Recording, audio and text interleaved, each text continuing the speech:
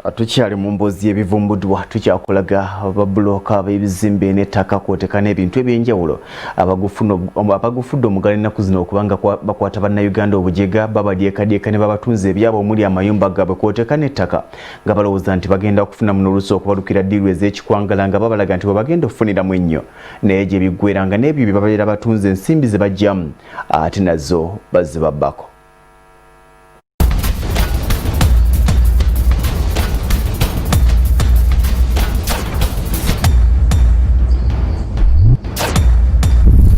Nina essuubi lingi nti we tunaamalirayo emboozi z'abantu ababbiddwa, abattiddwa n'abafereddwa Babbulooka b'amayumba abafere ne bakanywa musaayi nga bannayuganda mulina kye muyize era sisuubira kuddayo kulaba abagudde mu kitimba eky'abantu nga bano. Obadde okimanyi nti amayumba ag'ebbeeyi agali mu bikomera ebitemagana abamu ku bafere bano gye bapangisa ne babbiramu abantu olumala okukutula ddiiru zaabwe ne bagaddukamu. Kati manya kino, tebaddamu kukutwala mu kikomera n'olowooza nti oli mu bagagga kubanga eyo gye basinga okubbira abantu.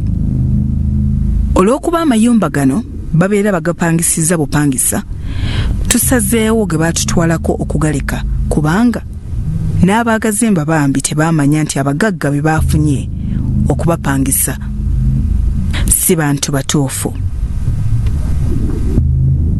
Olwaleero tutandise emboozi ya Ssaalongo Joshua Mbazzi eyagwa mu kitimba kya Babbulooka abafere kyokka gye byaggweera nga wamma nsi 5 yennyini era katono Ssaalongo alugulemu n'obulamu. Ssaalongo, njagala ggwe otutandikire ku mannya go gy'obeera n'ebyakutuukako. Nze Mbazzi Joshua Ssaalongo mbeera Kitovu, Kitende Kitovu, naye nga nali mbeera naalya. Ekyantuukako nali ntunda poloti nga nina obuzibu bwenfunye nga njagala kutunda poloti.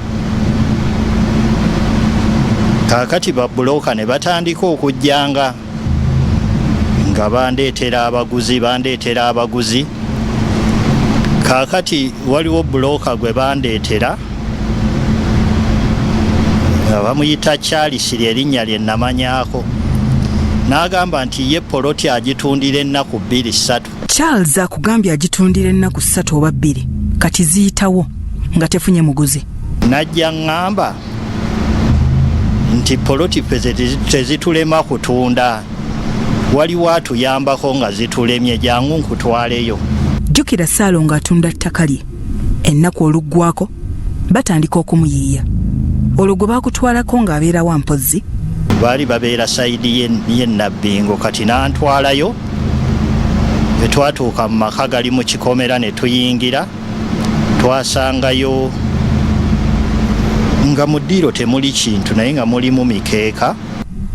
Akutuusaayo akugamba kyolo? N'aŋŋamba nti ono omwami agenda kukusabira. Omwami n'ansanyukira nnyo ng'ayogera bulungi, musajja olaba nga wa kisa, ayogera bulungi. Ssaalongo, osisinkana omusajja omufere, kati otyo? Kati ne munnyonnyolamu n'aŋŋamba nti poloti ogenda gitunda, ate weeri baŋŋambye walungi, oyinza n'obutagitunda ne tufuna ssente n'osobola okuzimbawo. Ne mubuuza tunaazifuna zitya, nti waliwo emirimu gye tusobola okukola, fe tujja kulagirira bw'okola emirimu. Kati nembeerawo omwami, kati omwami eyantwala oyo Charles bwe waayita twaddayo emirundi 2. Kati bwe waayitawo ennaku n'aŋŋamba gendayo nze ndi mulwadde. Oyo Sheeki yeeyitanga Sheeki Sserwadda, erinnya lye yapita. N'omwami omulala yeeyita Mbaziira. Bakuwa Mbaziira akutwalawo olwo? Waliwo ku Mukwano Mall eno ku Buganda Road, waliwo ba property masters babayita Kamulegeya, Sheeki Kamulegeya. Kaakati n'atugamba nti asobola tuwola ssente, nti naye ekyapa kyaffe asobola tuwola $5,000,000. Ogambye Seeka akugamba asobola okukuwola obukadde 5? olwo ekyapa ng'okirina oba sayidi eyo ey'ewakiso waliwo mwami gye nali nakisingako nampa miliyoni kati naye ng'akyammanjaayo sente ntono zalinga emitwalo 2 kati omwami oyo gwe yampa omuvubuka be baali ababiri n'oli sheeke omuvubuka gwe yampa nangamba tusobola okufuna we tujja sente tugende tusasule tujjeyo ekyapa tukireete eno batuwole sente.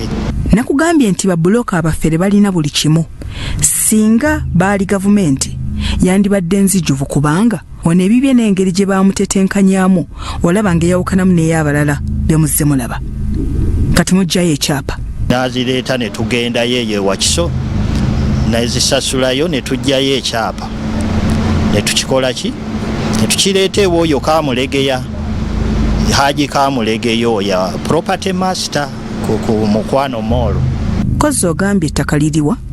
Naalya ttaka lyali naalya kati abawola ssente obukadde 5 tibwe yazituwola tuziteeka yaziyisa mu banka Centenary banka eno ku Gonsi bagiyitaani eyo Kampala Road Mapeera. Bamala okuwa ssente oluvannyuma bakugamba ozikola otya?